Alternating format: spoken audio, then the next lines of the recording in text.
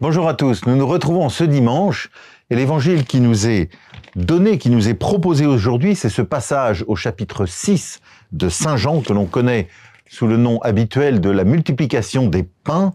Dieu nourrit son peuple.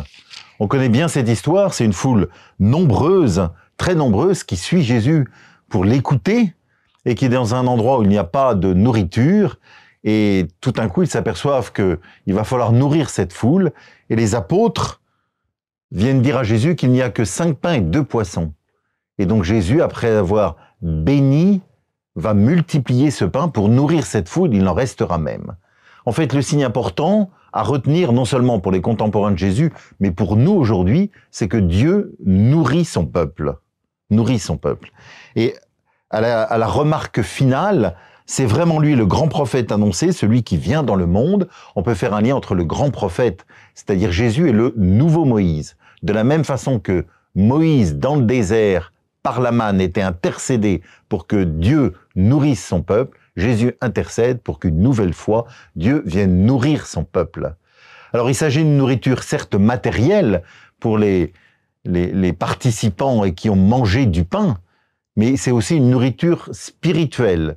Et il y a quelque chose de très eucharistique dans cette scène qui nous est racontée dans ce passage de Saint Jean.